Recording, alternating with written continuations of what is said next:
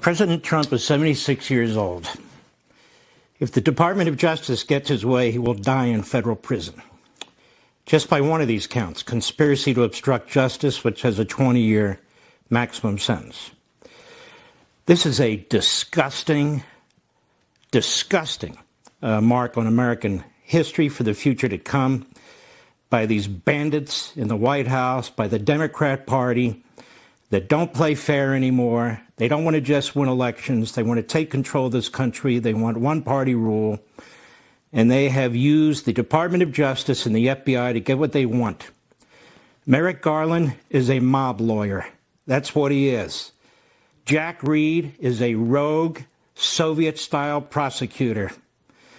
The Presidential Records Act is not a criminal statute, and it was never intended to be. The Espionage Act of 1917 was passed under Woodrow Wilson, another corrupt president. Woodrow Wilson used it to go after his adversaries, and they imprisoned 2,000 people. So I suppose over there at the Department of Injustice, and this clown prosecutor spent a lot of time at The Hague, they probably figured these laws could be used to try and entrap Trump. All these obstruction issues that they claim, where the former Attorney General, Bill Barr, comes up here and bloviates about it, and all the formers coming on talking about obstruction. They have them on obstruction. There'd be no obstruction issue of any kind, not even in anybody's imagination, had they not criminalized this case. This is a document case where a president of the United States or a former president faces 100 years in federal prison. Is this some kind of a sick joke on the American people? Joe Biden says he never told them what to do. Joe Biden had to sign off on that's becoming a National Archives case to have it go to the Department of Justice. Who does he think he's lying to? The American people? This is a guy that's got documents from the time he was in the U.S. Senate, for God's sakes, in his garage. I don't want to hear from the legal analysts the technicalities about false statements and obstruction. This should never have been a criminal case. Willful retention of documents. Well, what's the unwillful retention of documents mean? They're throwing all these process crimes and all these crimes that grow out of the criminal investigation against Trump. What did he do with the documents? Did he sell them to the enemy? No. That's why we have an Espionage Act, not to trick up a president. What did he do? Did he burn them all? No. The government has all the documents back. So there is no violation of the Presidential Records Act at this point. But they throw the book at him. They go after his attorneys. They make them testify. They're attorneys under the crime fraud exception to attorney-client privilege. That means he didn't have due process. His own lawyers were being subjected to interrogations. And they had hundreds of in-person people testifying in front of grand juries. Thousands of collections of documents. For what? For what? And they indict him today? They indict him today in Miami? All of a sudden it's in Miami? All of a sudden we have a Florida grand jury? Because the moron in Washington figured out that there are venue issues that could lose him his case. This guy, this prosecutor, he lost 8-0 in the U.S. Supreme Court when they overturned the conviction of the former governor of Virginia because this jerk took a statute and expanded it. A jury in North Carolina wouldn't convict John Edwards because this jerk took a campaign statute and expanded it. And he's taken this case and he's undermining the country and he's interfering with a presidential election. And let me be clear, as Jared said, the Attorney General of the United States made this final decision. This is not the independent counsel statute. This is a special counsel appointed by the Attorney General under a Department of Justice regulation. This Attorney General, who pretends he's Helen Keller, he made the decision to indict the former president, and they made the decision to interfere in this election. You want to talk about an insurrection? This is an insurrection, and that's exactly what's going on here. Let me go on. Joe Biden is the crookedest crook that's ever been in the Oval Office. Everywhere we look, there's a predicate for a special counsel. They won't appoint a special counsel, even though it's compelled under the law in which they appointed this special counsel, and you're not supposed to appoint a special counsel against your political opponent. You're supposed to appoint one in the case of Biden. 20 shell corporations, $10 million coming from the communist Chinese military, spread out among the family, no businesses to support this, endless meetings with Biden's, with Hunter Biden's business partners, Bob Alinsky, who ties Joe Biden to the crimes, Mr. Big, Mr. 10%. And what does Biden say? Well, then where's the money? He's asking us, come and catch me if you can. The idea that this man isn't under a criminal investigation and that they criminalized a damn document case to go after Donald Trump is sickening. And I would say this to our fellow Americans. Don't be bamboozled by these cable channels and these fools who come on and tell you, well, he's not above the law. Are you kidding me? Democrat Attorney General in New York, Democrat prosecutor in Manhattan, Democrat prosecutor in Atlanta, Democrat Attorney General in Washington, D.C. What do you mean he's not above the law? There is no law. What's going on here is a disgusting disgrace. It is war on Trump. It is war on the Republican Party, and it is a war on the Republic. The radical left is doing what the radical left does while they cover up for Biden the way they covered up for Hillary. If Donald Trump is to be charged like this, Hillary Clinton should have been charged with 10,000 counts of obstruction because that's how many emails she destroyed, and 5 counts of destroying cell phones because that's how many cell phones they destroyed. I'm done, and I'm sick of it.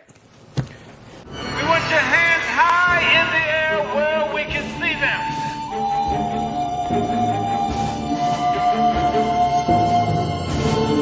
Got something in his hands. Looks like knives. Drop your weapon! I repeat, drop your weapon! Drop your weapon! Drop them! Those aren't weapons, those are his hands! Please, we know him.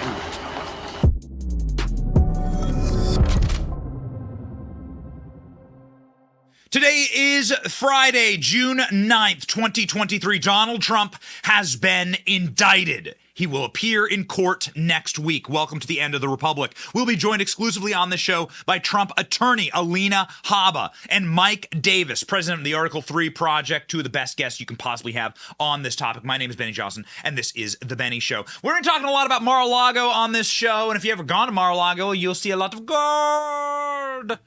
The reason why there's a lot of gold at Mar-a-Lago is because gold is intrinsically valuable. Donald Trump has always surrounded himself with gold. Donald Trump, we're going to be talking a lot about him, his properties, but these properties are ensconced in gold, and there's a reason for that. Gold always has the appearance and the principle of value, ladies and gentlemen. When you see gold, you go, that's valuable.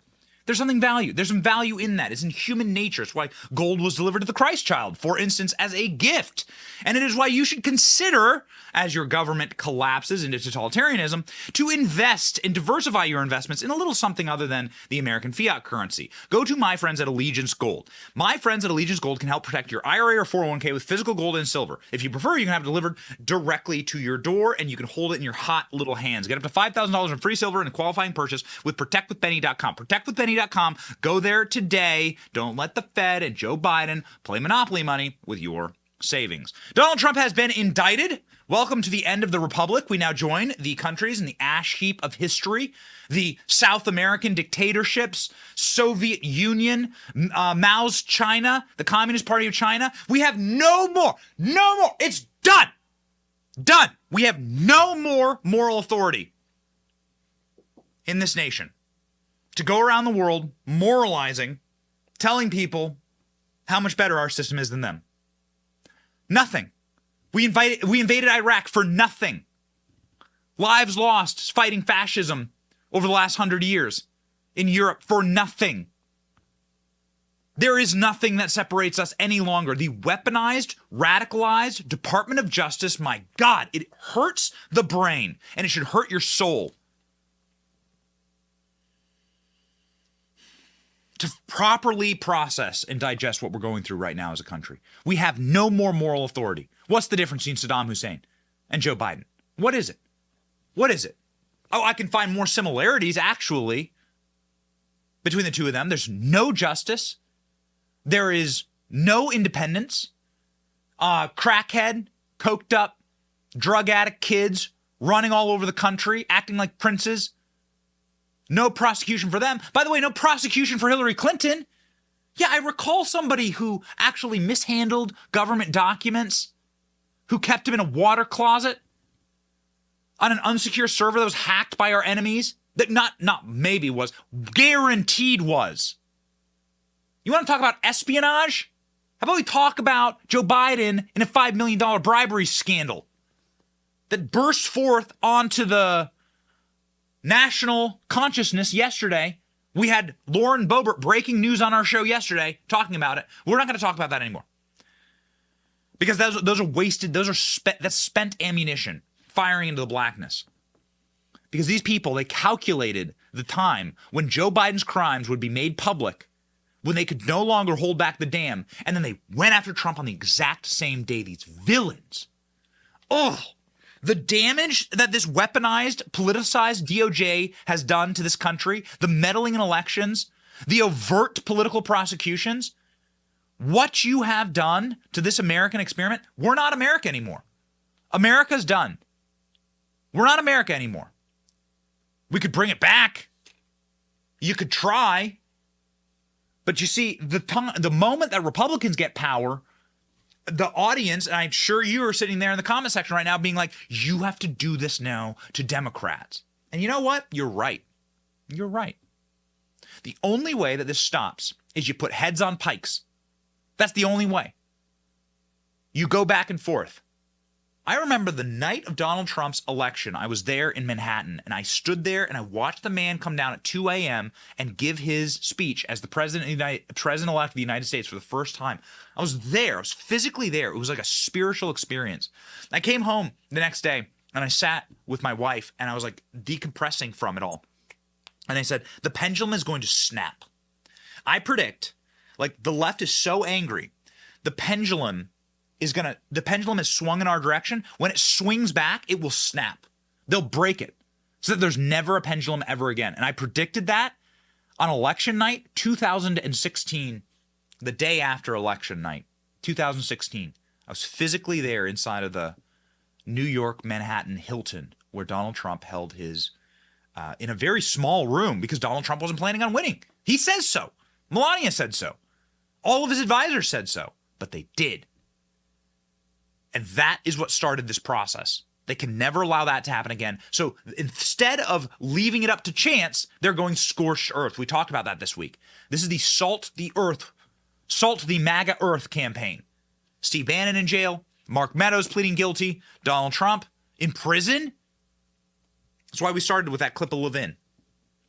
No one will ever be able to explain it better. It's good to sit back and be humble when you're in chairs like this. And I recognize that there are people that are wiser and smarter than you. And Mark Levin certainly is. And I honor and respect his knowledge. But ladies and gentlemen, that's what they're trying to do. That's the ultimate goal here. It's good to zoom out and say, what's the actual strategy? The strategy is eradicate MAGA entirely. That's been the strategy since January 6th. It's been the strategy since the best days of Donald Trump's administration, and we should get wise to it. Trump indicted on 7 charges, including violation of the Espionage Act. Wow! You know, espionage sounds like selling American policy to Ukraine for $5 million. But lo and behold, Donald Trump, Espionage Act. Huh, curious that. Angrily proclaims he is innocent. He's headed to a Miami courthouse next Tuesday. It remains to be seen whether we'll go to Miami. We probably will. We'll see. Next Tuesday is going to be quite a day in Miami. Ladies and gentlemen, here's a summary of what they have charged Donald Trump with. Former president of the United States charged 7 counts at least is our understanding, although we have not seen the document. The former president indicted on charges, we are understanding, at least according to some sources, of obstruction of justice, false statements. He has now been ordered to appear in a Miami courtroom on Tuesday at 3 p.m. At that point, he is expected to be officially arrested, booked processed, and then appear before a judge, at which point the former president is expected to enter a not guilty plea, or a representative of him will do that for the judge. So here we go again. Here we go again, ladies and gentlemen. Donald Trump, let's let him speak in his own words, shall we? Page 1. The corrupt Biden administration has informed my attorneys that I have been indicted over the boxes hoax. Joe Biden has over nearly 2,000 boxes at the University of Delaware, additional boxes in Chinatown, D.C., even more boxes at the University of Pennsylvania, documents strewn all over his garage floor where he parks a Corvette, fact check true, which are secured only by a garage door and paper that is paper thin and open much of the time, Donald Trump says. Classic. He's still entertaining, even in these times. It's a real superpower. I've been summoned to appear in federal courthouse in Miami. Now, this is what I find very interesting, is this is going to take place in Florida. You're going to get a bunch of Cubans in Miami. They're based Cubans in Miami that are going, and this is why we could probably have to go to Miami next week. There are based Cubans in Miami that know Fidel Castro. They physically know Fidel Castro. They know this. They're aware. They see these tactics. They've experienced this. Anybody who's lived in Eastern Europe, anybody who's lived in South America have experienced this. They're going to be repulsed at this. I believe it will backfire. I've never thought it would be possible to see such a thing happen to the President of the United States, who received far more votes than any sitting president in history, is currently leading by far of both candidates. I'm Democrat and Republican in the polls for 2024 election. I am an innocent man, Donald Trump says. And Donald Trump said so in a video. I am an innocent man, he posted. The Biden administration is corrupt. This is election interference, continuation of the greatest witch hunt of all time. Make America great again, Donald Trump in his own words. Very sadly, we're a nation in decline. And yet they go after a popular president, a president that got more votes than any sitting president in the history of our country, by far, and did much better the second time in the election than the first. And they go after him on a boxes hoax, just like the Russia hoax and all of the others. This has been going on for 7 years. They can't stop, because it's election interference at the highest level. There's never been anything like what's happened. I'm an innocent man. I'm an innocent person. They had the Mueller hoax, the Mueller report, and that came out. No collusion after 2.5 years. That was set up by Hillary Clinton and Democrats. But this is what they do. This is what they do so well. If they would devote their energies to honesty and integrity, would be a lot better for our country. They could do a lot better. They could do a lot of great things.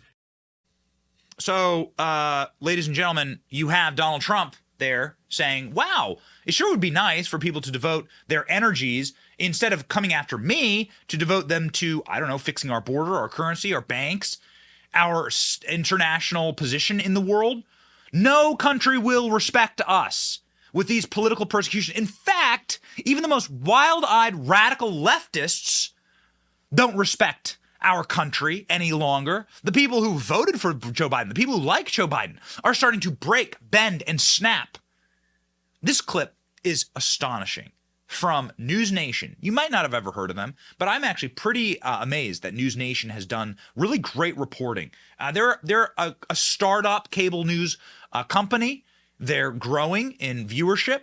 They're trying to essentially be like CNN of the 90s and just present both sides. And there was a guy named Stephen A. Smith. I just want to show you like a little snapshot into what this is doing to the left here. Stephen A. Smith is not a logical man. He's not even the middle of the road leftist. I'll show you those people. He's like a wild-eyed radical, a racialized radical.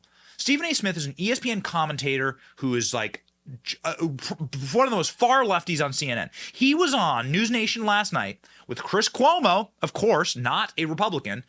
And Chris Cuomo and him were having this conversation, and my jaw hit the floor.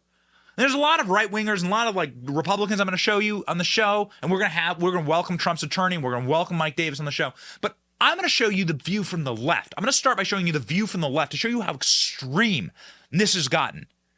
Check out Stephen A. Smith, Hillary Clinton, Barack Obama, Joe Biden supporter, on TV last night being like, my God. So you're telling me that the only way that they can beat Trump is to put him in jail? That is wild.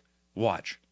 Biden wasn't that popular of a candidate, at least before the primaries in South Carolina. Up until that point, he wasn't even in the game as far as a lot of people were concerned. And so because of that, when you look at it from that perspective, Chris, what it comes down to is you're going to have people sitting up there on his side and saying they can't beat him legitimately, and it's going to add it's going to add momentum to his argument that they're exhausting themselves with doing everything they can to prevent him from being the Republican nominee because they can't beat him.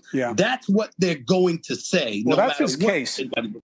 Because they can't beat him. They'll do anything to stop him from being the Republican nominee. So let's go ahead and check in on that Republican field running against Donald Trump. What have people been saying to their great credit or shame? Ron DeSantis, the weaponization of federal law enforcement represents a mortal threat to free society. We have for years witnessed an uneven application of law depending upon political affiliation. Why so zealous in pursuing Trump, yet so passive in Hillary or Hunter, who both, by the way, have oogled classified documents and mishandled classified documents? The DeSantis administration will bring accountability to the DOJ, excise political bias, and end weaponization once and for all. This is getting good engagement. 8,000 retweets. So, strong statement there, naming Trump. The strongest statement of the night came from Vivek Ramaswamy, who is also running as a Republican for president. We can't have a two-tier system of justice, one for Trump, one for Biden, one for Assange, one for Manning, one for BLM Antifa, one for peaceful protesters on January 6th. This is an affront to every citizen. We cannot devolve into a banana republic where the party in power uses police force to arrest its political opponents. Hypocritical for the DOJ to selectively persecute Trump and not Biden. There are also serious legal questions about the president's power to declassify documents and the potential legality over classification. That's for the courts to decide. We, the people, decide on who governs the nation. It would be much easier for me to win this election if Trump weren't in the race. But I stand for principle over politics. I commit to pardon Trump promptly and restore the rule of law in this country. So he brings up two great points there. Him and DeSantis both echo two very important points. And something that we must pause for just a moment on this busy show to talk about. This is the weaponization of a specific classification regime that has overclassified everything and that run the rules here. So the rules of classification are handled by the superstate in Washington. It is its greatest weapon. They can't launch wars. They can't tax people, but they can use classification and who has their fingerprints on what documents to hurt you and to persecute you if they so choose, or to let you run free if you're Hillary Clinton, Joe Biden, or Hunter Biden, and the like. Barack Obama, for instance, or Bill Clinton. Bill Clinton kept classified documents in his sock drawer. Barack Obama kept them in a crate next to a McDonald's in Chicago. Joe Biden has them strewn all over his garage floor, as Donald Trump says. He's right. They don't go after them because they're part of the regime.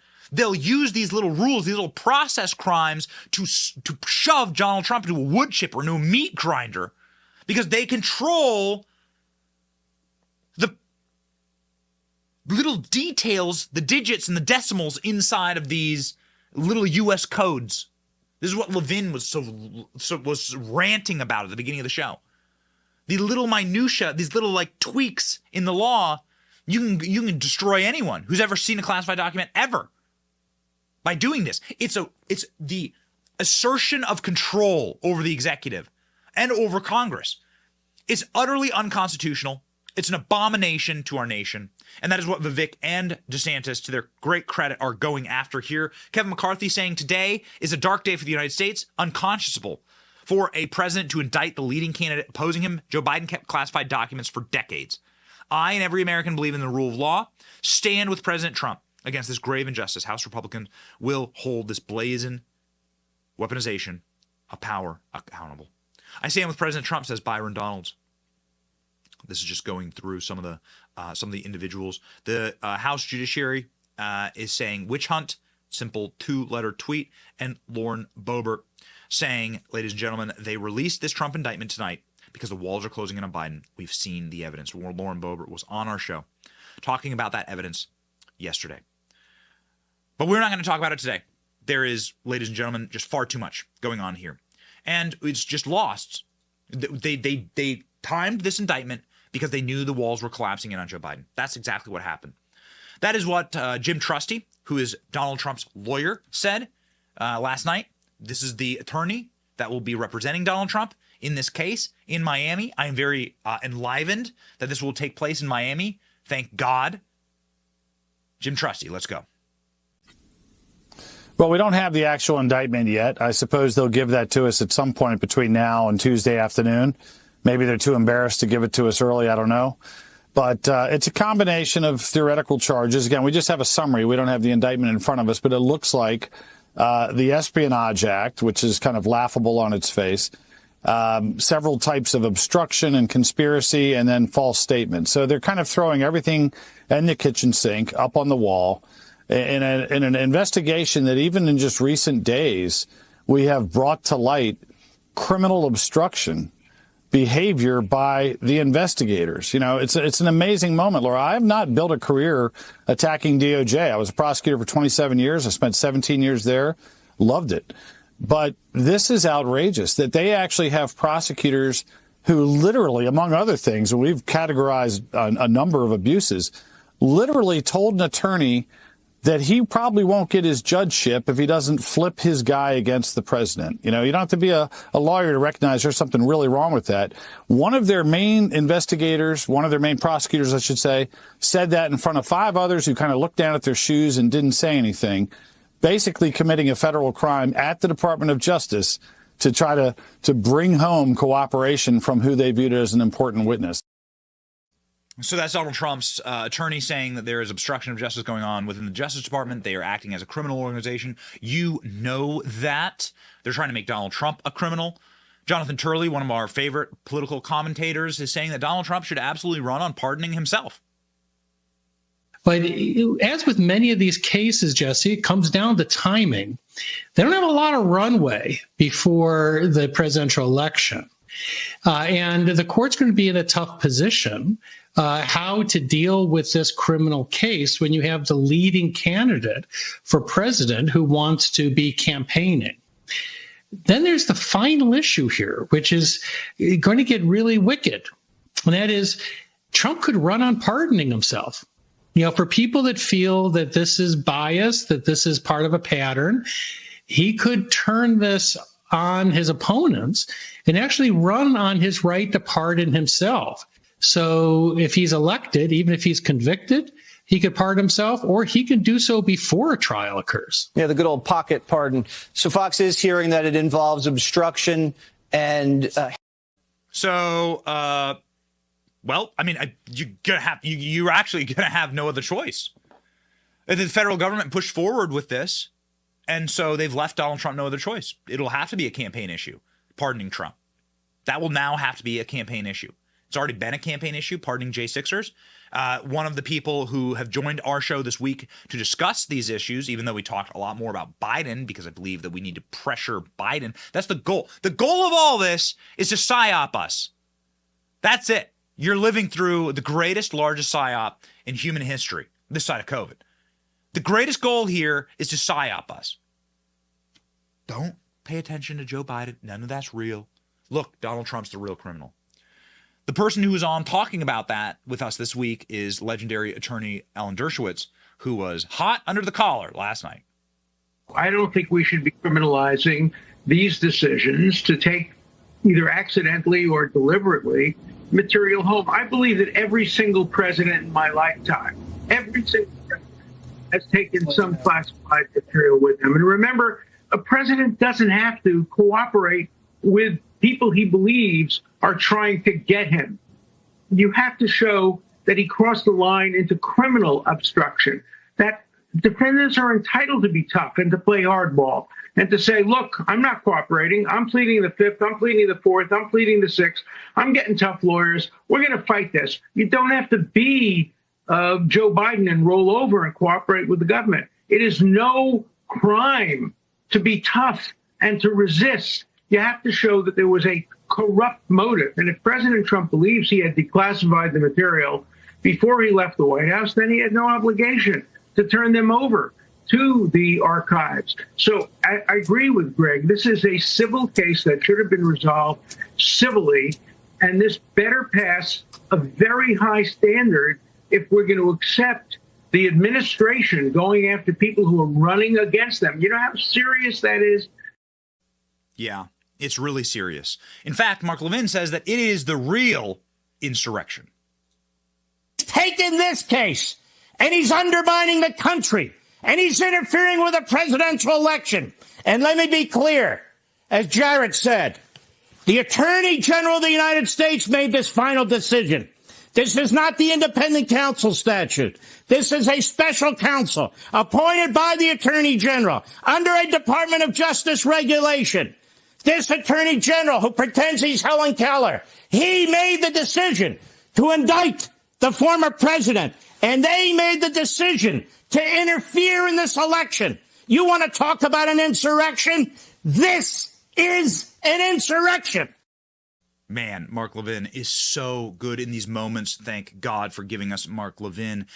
Pete Hegseth on Fox arguing that everyone should be in Miami next week, echoing Charlie Kirk, saying that all GOP candidates should show a unified face and head to Miami next week and to call out this weaponization of our Justice Department, the insane radicals running Biden's regime right now. Remember Biden campaigning on return to normalcy? Everything will be normal when I get into office. Nothing bad will happen. We'll all go back to like not having the government being an interfering force in our lives. What a con artist. What a scam. What a villain. Watch. But as it pertains to the Republican primary, Republicans will rally around Donald Trump. I think every single Republican nominee should be down in Miami on Tuesday night, standing for justice in the country, saying, hey, I may be running for president. Mike Pence, Tim Scott, Nikki Haley, whoever, Ron DeSantis, but this is injustice. This should not stand. Now, I don't think they have a chance now, considering what Trump is up against. This will only strengthen him. But it's not about Trump. It's about our system. Man alive. Hey, listen, Pete Hegseth going in hard on the paint. Pete Hegseth obviously endorsed Donald Trump. He's been a close friend of Donald Trump. What about people who don't endorse Donald Trump? What do they have to say? What about, like, let's say the mushy middle, independent journalists? What are they saying?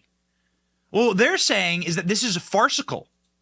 You head on over to News Nation, Chris Cuomo, Democrat, defender of his brother, Democrat governor, hater of Donald Trump, Chris Cuomo, and Matt Taibbi, who's an independent journalist who no one can impugn.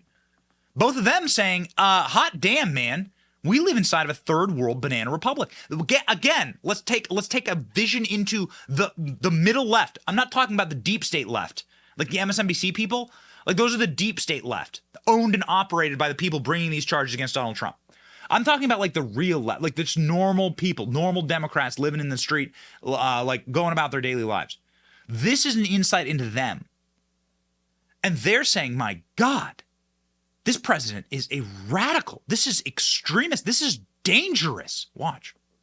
So these concerns, everybody loves conspiracies these days. I'm not so sure that these investigations aren't done in a way that winds up intentionally or unintentionally helping the former president, to be honest, because every time there's a swing, it seems to expose the fact that they go after him with what seems to be at or below a level of anything that would be impressive to people reviewing the document. I think that to the majority, the optics are terrible if you're swinging at somebody during an election and you don't have what we deem the goods. Now, what does that look like in this case? Do you think it comes down to, well, what are the documents he was keeping?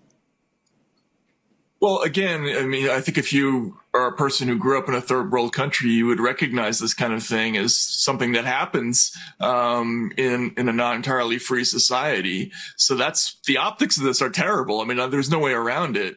Man, are you listening to that? Again, not a Fox News clip. Again, not Donald Trump supporters, Donald Trump haters saying this is going to backfire. This is what happens in third world countries. Nothing about this is impressive. Nothing about these charges are impressive.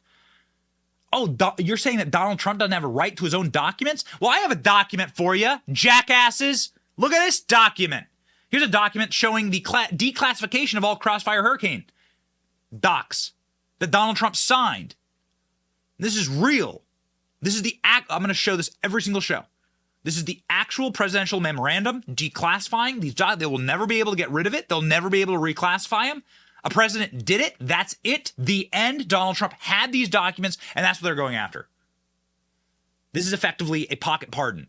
And this is Donald Trump, the giant orange middle finger, saying no. And that's ultimately the issue here. The issue here is not any crime or criminality. The issue here is that Donald Trump was the giant orange middle finger, Cheeto dust, call it whatever you will. That's not like you're going to hurt Trump's feelings. He was sent to break up this regime. This is them enacting vengeance. This is the pendulum breaking. They were always going to get Trump. They were always going to come after him. They were always going to find something. They were going to manufacture something, which is exactly what they're doing here. The Espionage Act? The Espionage Act? No, ladies and gentlemen. We have a right to stand up against this. These are red lines in our country, and we got to have the energy to do it. I have the energy, ladies and gentlemen, every single morning because of my blackout coffee. I have it beside me on the show. It's all done. It's empty. I drink my blackout coffee every single morning from a blackout coffee mug. The reason why is that I need the energy to cover this insane abortion of justice by our ruling regime here, the collapse of America at hand.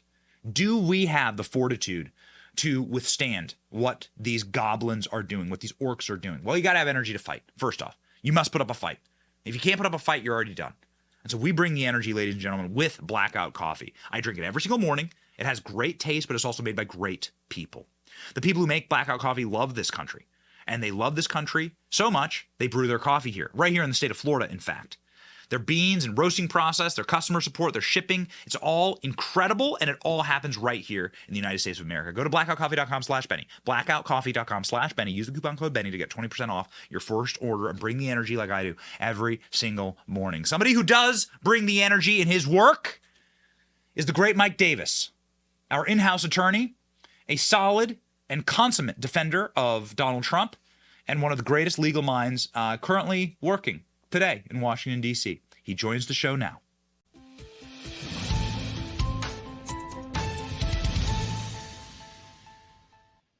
Mike, thank you so much for being on the program for this Trump indictment special. You've been predicting this since August. What's your take?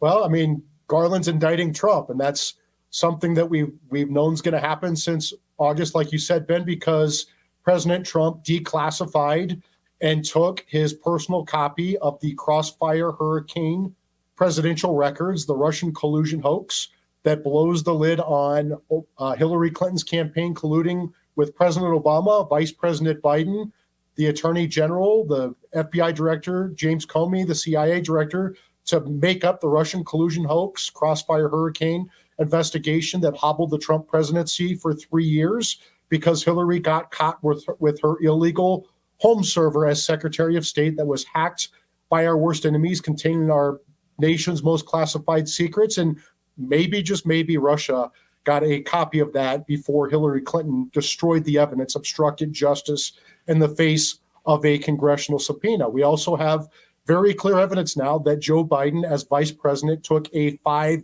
million foreign bribe from Burisma and threatened Ukraine's president that America would cut off $1 billion in aid if the Ukrainian president did not fire this Ukrainian prosecutor. And remember Joe Biden bragging that he got it done in 6 hours. This prosecutor was looking at corruption by Burisma and the Bidens. So you have clear foreign bribery. And so instead of going after Biden for his foreign bribery scheme, instead of going after Biden for having his illegal classified documents, stolen classified documents, 5 stashes in several different locations, moved several times, and even used potentially for Ukrainian funding, Garland is going to indict Trump. That's what this is all about. This is a deflection from Biden's own troubles.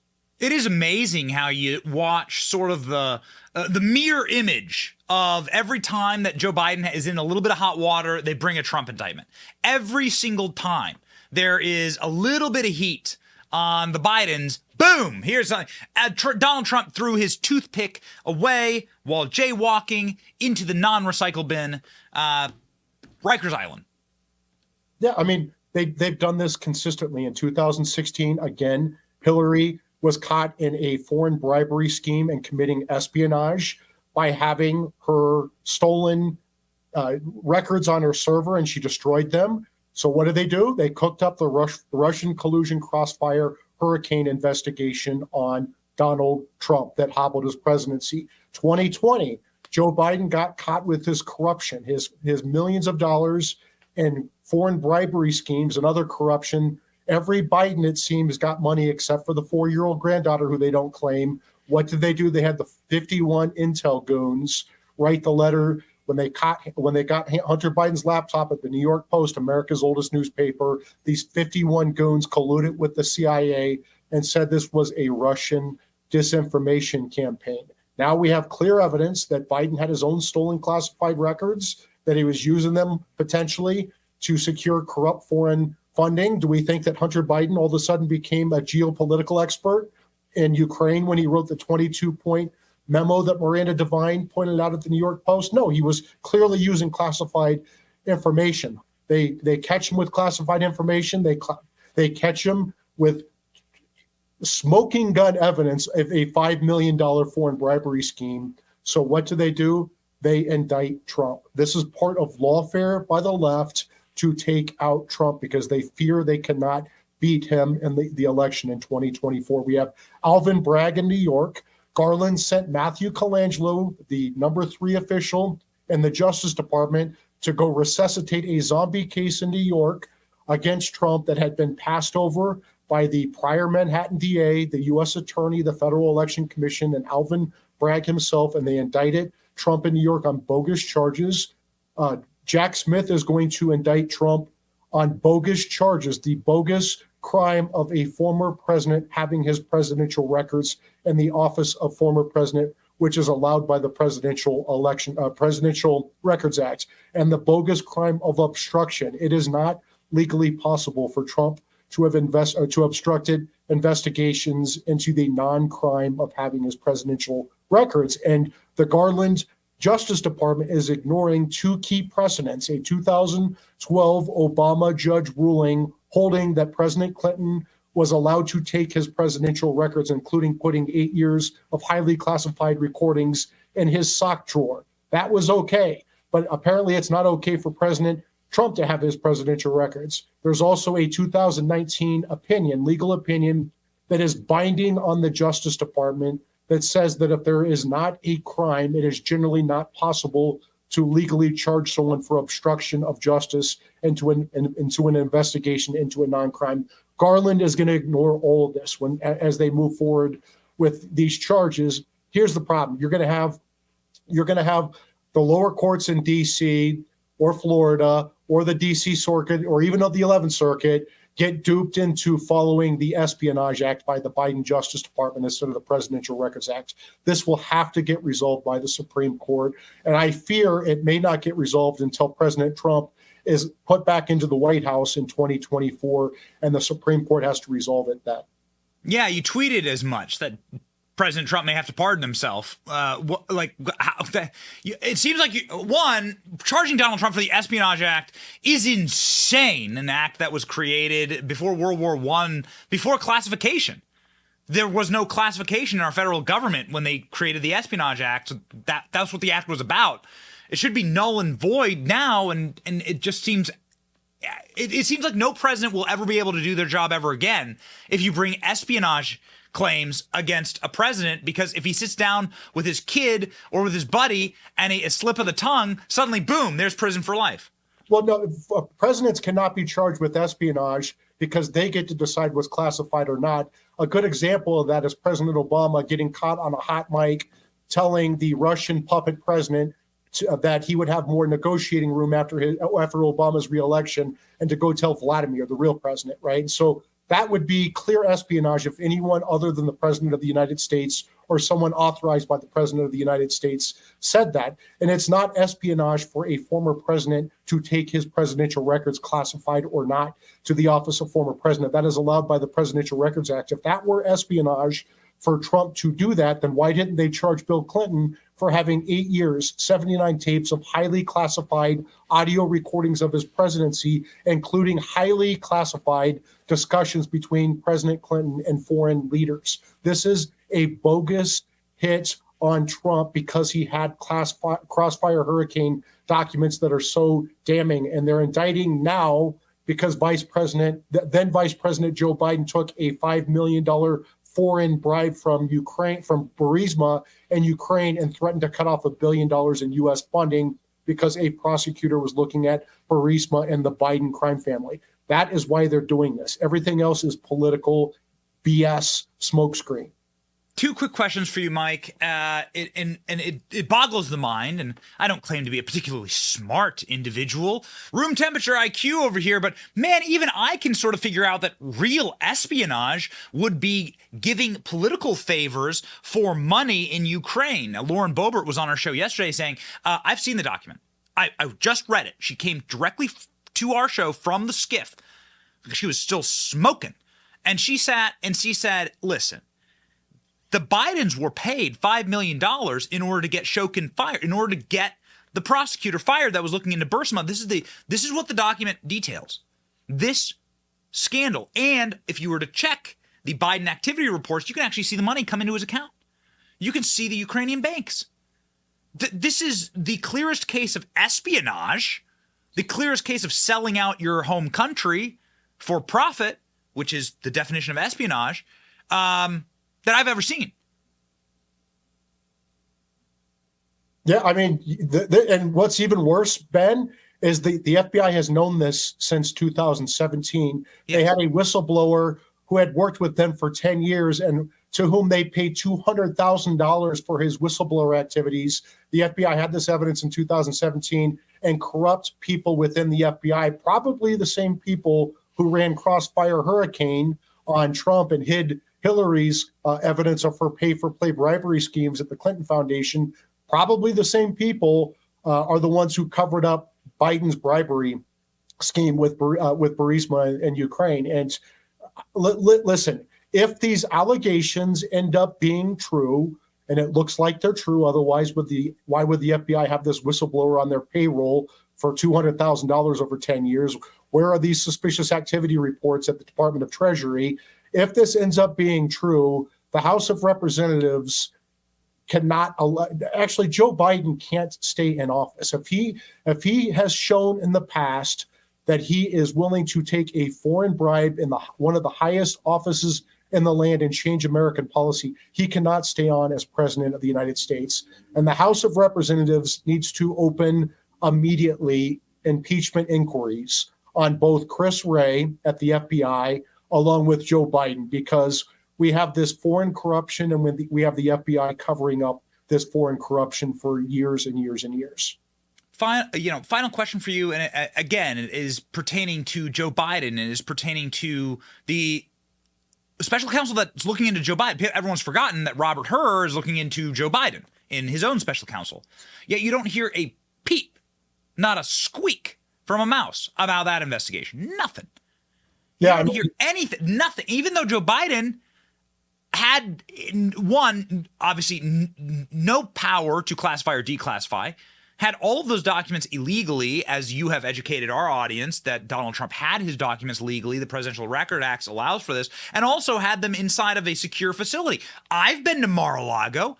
Dude, it was like walking into the green zone in Baghdad going to Mar-a-Lago. The layers of security, showing your passport, everything. This was one of the most secure places I've ever been in my life. It makes TSA look like child's play. And hold on, nothing happens to Joe Biden? They're going to slow walk that? Where the hell is anything on that? Yeah, so remember, Mar-a-Lago was used as President Trump's office when he was the president of the United States. It's obviously very secure. There's an office of the former president that's guarded by the Secret Service with secure facilities, federally funded staff with security clearances. It's very secure. These documents didn't leak for 18 months that Trump had them after he left office until Biden went to the biased magistrate judge and got the illegal home raid to steal these documents, right? And so if you look at what is Rob Hur doing, Rob Hur is in no hurry by any means because it's Garland who decides whether to charge or not charge here. These special counsels have to go to the attorney general to get permission to charge. And so the fact that Jack Smith is moving forward with his indictment means that Merrick Garland approved it. And that Robert Hur is not moving forward with the indictment is because Merrick Garland is not demanding it, right? And that's the difference between the two is, I mean, look, Rob Hur was the U.S. attorney in Maryland. He's very tied into Rod Rosenstein. He's very tied in to FBI Director Chris Wray. They're all part of the same deep state uniparty universe. There is no chance that Rob Hur is going to recommend charges of President Biden, even though he should, because President Biden clearly committed espionage by having 5 sets of stolen classified records moved several times from when he was a vice that he stole when he was vice president, that he stole when he was a senator. They were unguarded for years. And the president of the United States has the Presidential Records Act with the Office of Former President funded by Congress. Joe Biden had these documents next to his Corvette in his garage. He had them in an office where Hunter Biden gave a Chinese agent a key. There's evidence that they used these documents to get Ukrainian funding. There is no reason that President Trump had a home raid and Garland secretly for 2 months cooperated with Biden and let Biden's personal attorneys do searches for these records. They turned over 4 stashes before Garland got caught and had to appoint special counsel Rob Hur. Rob Hur then sent in the FBI and found the 5th stash. So what did Biden and his attorneys represent after those first 4 stashes? Do they represent that they did a diligent search for these classified records and they turned over everything? If so, how is that not obstruction of justice? Just like they're trying to claim Trump committed obstruction of justice for the affidavit. Trump can't commit obstruction of justice because he's allowed to have his records under the Presidential Records Act, so you can't obstruct investigations into non-crimes. Biden was absolutely not allowed to have his records. That is espionage. Why are there 2 different standards here? And it's very clear that Garland is protecting his boss, Biden, by going after Trump. Wow.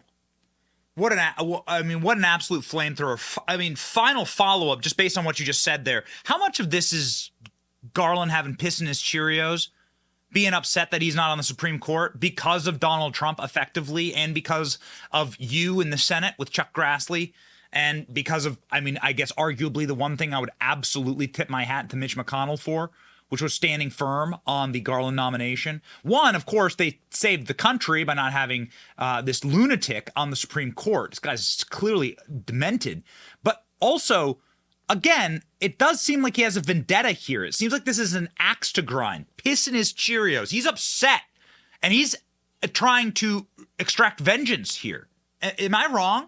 You know, when Garland was first nominated by Biden, I thought, okay, he's just an old former judge. Yeah. Excuse me. When Biden nominated Garland to Attorney General, got it. After he lost out his Supreme Court bid, I thought Garland's just this washed-up judge. He's going to be the Attorney General. He'll be a figurehead. He's not going to cause very many problems. He'll be fair. Boy, was I wrong. This guy is very hands-on. He works late into the evening. He micromanages the department. And I'll tell you, there have been a couple things that he has done that has just shown that this guy is a vicious, evil partisan. And it has to do with how he sicked the full force of the FBI after every grandma and goofball who trespassed into the Capitol and took selfies on January 6th. Yet he allows these illegal obstruction and intimidation campaigns outside of the homes of Supreme Court justices, even after the 1 a.m. assassination attempt against Justice Kavanaugh, his wife Ashley, and their 2 teenage daughters. That is clearly obstruction of justice under the statutes. to do this, but he gives them amnesty because he is angry he's not on the Supreme Court. He's a partisan activist. These justices had to go to safe houses, right? And Merrick Garland let this continue. Merrick Garland arrested pro-life Christians praying outside of abortion clinics, and yet he gave amnesty to these trans terrorists who are terrorizing Catholic churches, people who are firebombing Catholic churches, crisis pregnancy centers. It is sick what Garland has done at the Justice Department. He has let that Justice Department become so politicized and so weaponized across the board. It used to just be the national security components that were so politicized. It's the entire department, and that is on Merrick Garland's doorstep, and he should be impeached and removed from office, just like Chris Wray, just like Joe Biden. What they are doing is un-American. They have turned America into a third world Marxist hellhole as they've politicized and weaponized the justice system against Trump, Trump's top aides, Trump supporters, Supreme Court justices, families. And it's not just the conservative Supreme Court justices. They're even now going after the Chief Justice, not exactly a conservative fire breather. We look forward to and hasten and pray for the Mike Davis 3-week reign of terror. May it come ever so soon. We need it, Mike. You know, Ben, I will fire and indict as many people as I can during that 3-week reign of terror before I get chased out of town. It will be epic. As you say, Ben, it will be glorious. So I cannot wait. Glorious. On to glory. God bless you, Mike. Thank you. Godspeed. Keep fighting. We deeply appreciate your wisdom. Thank you, Ben.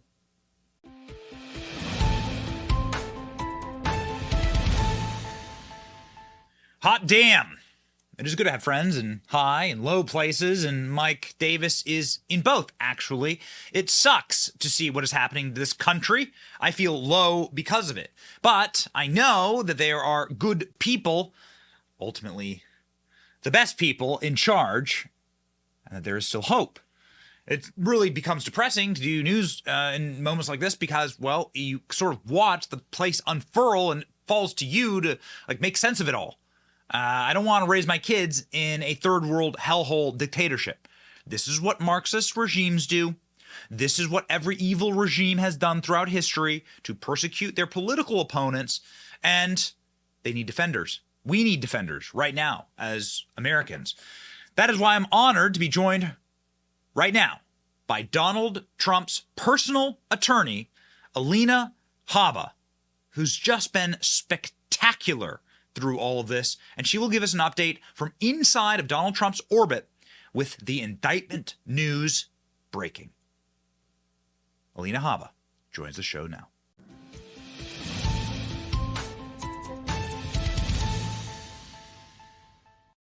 Thank you, Alina. I know that this is a very, very difficult and busy time for you, so we appreciate you taking the time to explain to our audience what an absolute obstruction and abortion of justice this entire process is. This does seem to, in and of itself, be, as Alan Dershowitz calls it, like the death knell for justice in America. Can you give us the status on this case, on the status on what the lawyers talked about with the DOJ a couple of days ago when we saw them walking in and out of the DOJ? Where are we here with the possible Trump indictment? We have not obviously received anything as of yet, and are hearing, frankly, through the leak machine, which is what they are, the exact information that you've been reporting and Unfortunately, we don't have any inside baseball reporting or information because that would just be way too cooperative for the Department of Justice to do, right? I am obviously close to the president, but not on this case in particular. But yeah, they went on Monday. I think the presentation was effectively to say how this is wrong, how the charges should not be brought, and more importantly, to point out that there's been corruption within the DOJ that they're aware of through whistleblowers and other things, and that they really need to assess the damage that I think this would do to the country, right? If these charges are in fact brought. especially given that so many other presidents and so many other people have done the exact same thing. But the unfair and imbalance that we see with Donald Trump needs to end. Yeah. So this particular section in the U.S. Code talks about people having access to Defense Department documents when they're not when they have no right to have that access, right? So that seems to imply that Hillary Clinton keeping State Department documents and Defense Department documents on a server that was hacked by our foreign adversaries, among many other people, including the guy delivering Domino's pizza, that probably also means that she is in violation of this, yet nothing happens. Biden, we know, has documents in Chinatown.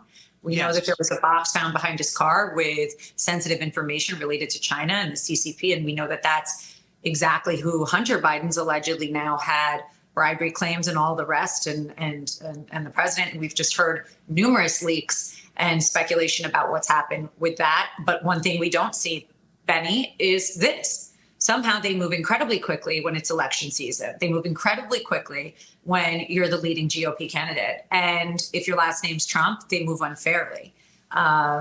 It's a really, it's going to be a very sad and scary time for our country if this is in fact what their indictment will be.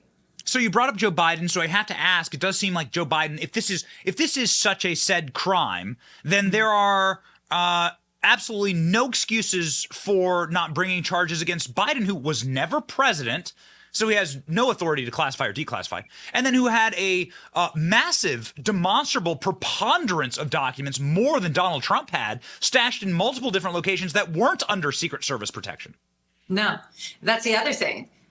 You brought it up. President Trump has Secret Service round-the-clock protection. He is in a gated home. He has the documents, from what we've heard, were stored, were inspected. They asked them to additionally lock them. They did. And they were cooperative. What I don't understand, again, is how you could put things in a sock drawer. You could delete and bleach and whitewash computer emails that we now cannot recover. You can smash a phone and nobody says or does anything about it. It's complete injustice. I've seen it across the board representing President Trump. And a lot of it, frankly, I can't even discuss. But if I could, obviously due to privilege, if I could, the American people would be very frightened.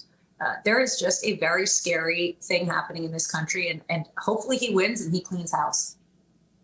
So going back to what they plan on potentially charging Donald Trump with and where it stands now, according to the Independent, they're talking about the Espionage Act, which is insane because the Espionage Act was created before classification or declassification. It was created in World War I, before Truman actually created classification material for the presidency and for the Defense Department. To charge a president with an Espionage Act charge would effectively mean that you're going to that every president in the history of America is guilty of espionage, because every president in the history of America has had a conversation with his wife about what's going on in the world. I'm sure. And, there's obviously immunities to spousal immunity and things like that. So let's talk about things that we actually know for a fact on the other side, which we now have proof of. We know that Jim Jordan and other members of Congress have been very successful in finding out that the FBI, through whistleblowers and otherwise, had information that the Bidens were in fact getting bribed for information or for access, right? And we're still waiting on answers on that. But that is espionage. That is anti-American. That is something that hurts the American people in our country because we have faith in the political system, or at least we used to. I don't anymore. And presidents are supposed to hold the best interest of the American citizens, not themselves, not their pockets. Then you have President Trump, who declassified documents, went to Mar-a-Lago, had the documents, was working with NARA, let them in, let the FBI in, was cooperating, had his attorneys working with them, sent in 100 million different people to the grand jury. But somehow that goes really quick. And Hunter Biden's laptop, nothing. Espionage is exactly what we have seen through the $5 million wiring of money from overseas for access to a president or vice president or his son. That's espionage. And now that seems demonstrable. Yesterday we had Lauren Boebert on the show, fresh out of the skiff, saying this is everything that Donald Trump wanted to investigate Joe Biden for. This was the sale of effectively American policy, and it got the prosecutor fired inside of Ukraine, the one that Joe Biden brags about. Right. And so what it seems like, and we say this often on the show, is that they impeached Donald Trump for Joe Biden's crimes. Well, they're impeaching Donald Trump, or they're indicting Donald Trump, so they say. And if they do, terrible. But if they indict him, let's not forget the timing of this. There's always some shiny ball with Donald Trump whenever things are hitting the fan with the Biden administration. So what's the timing right now? We have the forms being turned over by Wray, right? We have him being held in contempt, not turning them over to everybody as he was supposed to, as the subpoena requested. There's issues there. So what should we do? Well, Jack Smith, who we know is a prosecutor that is running this on January 6th, is a big anti-Trumper. He's going to say, oh, let's hurry up. Let's coordinate quickly with the Florida grand jury. Let's do what we need to do. Let's indict Trump again.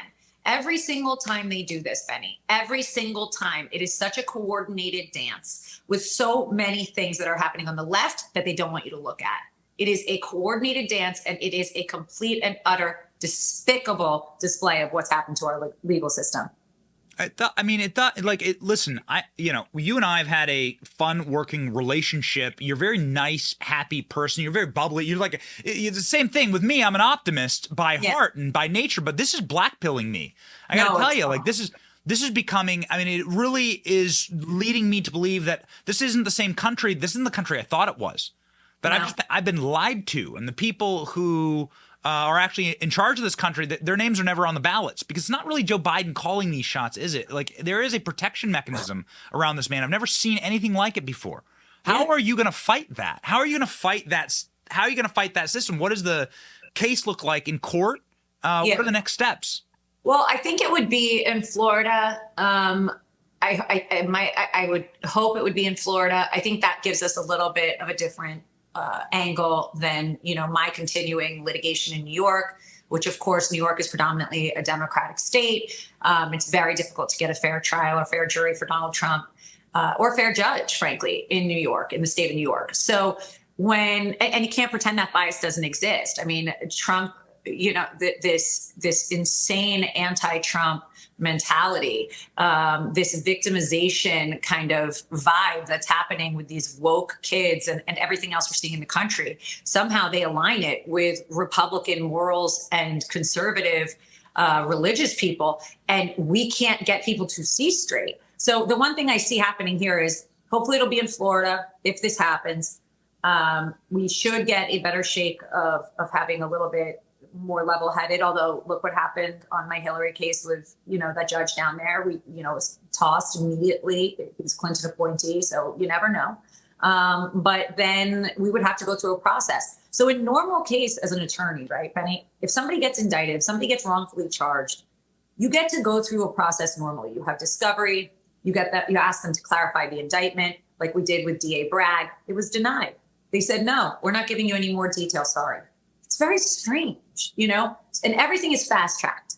Fast-tracked because we have an election coming up in 2024.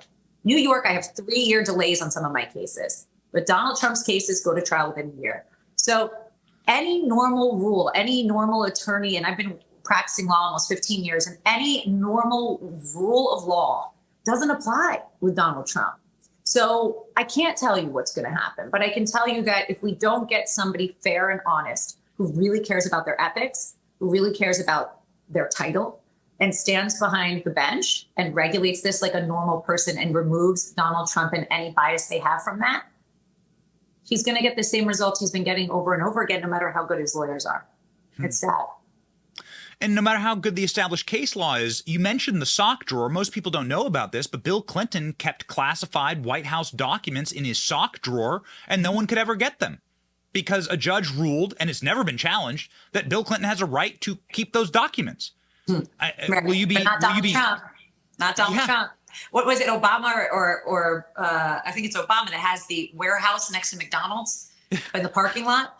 It's absurd. Don't tell Michelle. That's secure, but Secret Service and security and being in a gated, private residence and club where every member is vetted, doesn't have access even to certain parts of the club, that's not okay. But a warehouse next to McDonald's, sure, why not? No big deal.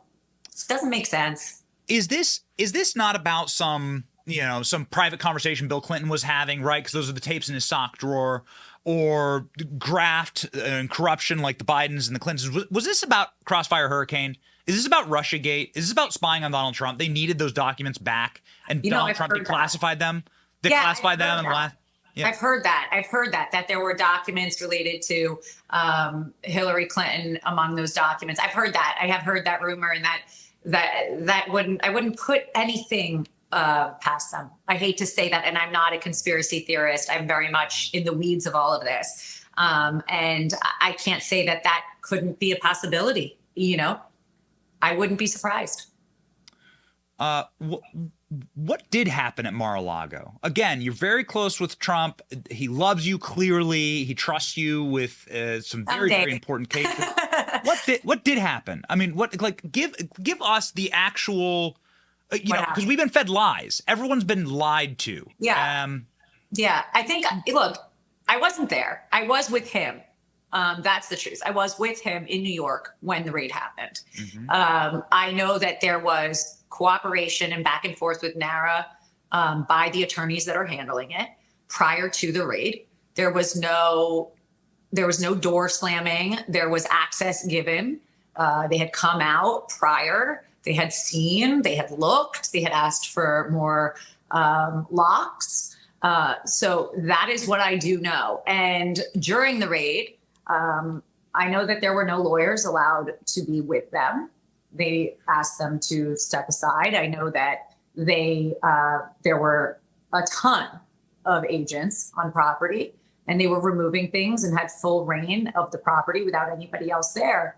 They went in Melania's closet. They went in Barron's closet. They went in the president's bathroom. They went in his safe, which had nothing in it, is my understanding. Or I believe they took his passport at one point, accidentally. I mean, that is what happened. And the other part of what happened was what the president reacted like. And we just continued to work. And that was a really sad day for me as his friend, to see that I could be sitting at Trump Tower with him, get news of the raid, and know that there were just people in your private space, in your wife's space, in your teenage son's space, for something that, a couple of weeks ago you had said, hey, come on in, take a look, and there was no issue. And all of a sudden they're invading your energy and your space and your privacy. And he was stoic. He was not angry. People have this image of him that I just wish I could dilute to some extent. Does he get angry? Of course. But could you imagine being him? I mean, I'd be flipping tables like Teresa Giudice. I'd be a psycho if I was under siege like him, And he's like, yeah, he gets angry. He'll send a truth out. He'll tweet or whatever. But imagine what he's going through. And he was in that moment. Well, I'll never forget it. I think it was a Tuesday. He said, well, it's just another Tuesday for me, Alina. It's just another Tuesday. It's sad. It's sad. He's a human being, and he's a decent human being who does a lot of good for this country. And, he's got a kid watching, he's got a wife watching, and they don't care. So to anyone else watching here, what a lot of people have is their blood boiling. They're watching the man who we chose to be president in 2016 have the entire weight of the state come down upon him for the crime of effectively standing athwart them and saying, no more single party rule in this country, no more single uniparty rule in this country. And that was Donald Trump's greatest crime. And what people are wanting now is a little bit of retribution. And Donald Trump has said he's going to be the retribution candidate. Legally, is there any path forward for the reopening of an investigation into Hillary Clinton, her private email server now? I mean, are things now on the table that have been made available, tools in the tool chest for Republicans to go after Democrat corruption, given these new standards? Unfortunately, no, because there's statute of limitations issues and things like that. So unless they find some hook of new information that they didn't know, such as the whistleblower on the bribery claim against the Bidens, that $5 million wire, right? If they found out now, well, that opens the door and kind of pushes the statute of limitations and extends it. So things like that happen. And then your statute of limitations, once you're given new information, can open that door. I believe that Comey said in Hillary Clinton, and this was famously reported back in the day, and I'll never forget it. Yes, we saw wrongs. Yes, she did things wrong, but we are not going to allow this wrong to be treated effectively how they're treating Donald Trump. Why? Because it's Hillary Clinton. Comey literally said that, but we know he was involved in numerous other things that were corrupt and fake. And now he's going on MSDNC and saying, Trump can't come on. It's going to be retribution. No, you're just worried about yourself because God forbid Trump is president again for you. You're going down probably. I wouldn't blame him. I'd be looking up and down. I'd be opening any door where the statute of limitations was still open. I'd be investigating Clinton. I'd be investigating Biden and Hunter. And I would actually make sure that we don't keep having hearings that are shown to the American people without any ending. There's never any finish. I want the finish. I want the bow on the present, let's go. So yes. I think he would help that. And I think they're nervous about that. And I think that's why they're coming down so hard on him. It's like a child who got caught with their hand in the cookie jar and they don't want dad to come back home because he's going to punish him. And You know what? You can't do things that are illegal. You can't. Yes. This does seem roundly and totally illegal. We've read the Presidential Records Act. Donald Trump has every right to keep records from his presidency. All of this seems to smack of just pure politics. Can you give our viewers a little something uplifting at the end of this commentary? Yes. Where is the spirit of the president? Where is the spirit of his legal team? Awesome. Honestly, I'm about to go see him once we're done with this show. He is the truest warrior. And warrior, but happy. He is, in Bedminster at his club, living his life. Unfortunately, this is the life he knows. And just know that he is still fighting. There's not one part of him that's getting down on himself. He doesn't feel sorry for himself, something a lot of Americans could learn from. Frankly, he gets up, he goes to work, he gets dressed, he golfs, he meets people, he has dinner tonight, and he will continue. And he's happy to be the person that will fight the hardest for the country. He clearly is, and he has to fight odds that nobody else does. So my uplifting message just to people that wonder if I know a lot of people really care and really feel like they feel for him, is that he truly is, Benny, resilient, and he truly loves this country and is living his life and will fight this one, just like he's fought everything else since 2015 and 16 when he announced and came down that golden escalator, and he'll continue to do so. He's okay. So that's my message. I really want people to know he's fine and he's going to be fine, because this is all BS and we'll get to the bottom of it. Well, it looks like you finally, I saw the other quote tweet, you couldn't find words. It sounds like you finally found your words. BS. For these charges. Yes. That's true. BS. Yes. Alina Habba, personal attorney to Donald Trump, thank you so much for being on the program, for illuminating for us these charges. The Espionage Act. I couldn't believe when I thought it was a Babylon Bee headline. The Espionage Act. It's called Desperation, a good headline. Unfortunately, we care more in this country about good headlines than we do about being good people and following the rule of law. And if the country can get back on track, the headlines shouldn't matter anymore. That's exactly right. They shouldn't. Yeah. Godspeed. God bless you. Thank you so much. Thank you. God bless you. Thank you.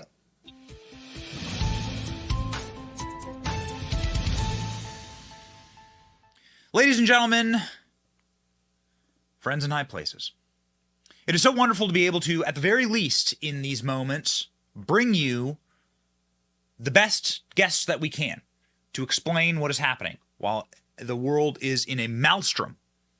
While you can't even breathe the air in half the country, it is important to get insight, clarity, and confidence. Alina Habba there saying Donald Trump is like uplifted. He's strong, he's confident, and more Americans should be confident. More Americans should walk with their backs and necks upright and should say, no. The truths that bound this country together are far stronger than the evil that is trying to tear it apart. And it is because of that timeless, empirical truth that we end every single show with a Bible verse. The verse of the day from Lamentations. What a book. For a moment like this. The steadfast love of the Lord never ceases. His mercies never come to an end. Let that verse carry you through into the weekend, knowing that justice will most likely not come in this life. I mean, that's just the reality. God says, revenge is mine. Leave it to me. Says there's too many worries right now in the world. Like, let each day bring worries of their own. Have your confidence in the Lord. Take each day at a time. And certainly take this weekend to spend time with what really matters, which is not who's clinging to control of the levers of power at this particular temporal time, but who is actually in control, who actually has the power. And that's the Lord above. And in his name, in Jesus Christ's name, we say we have faith and we march on. Onward, Christian soldier. How do we structure our lives? We go God, family, country. We care about the places we live. We care about our families, who we live with and around.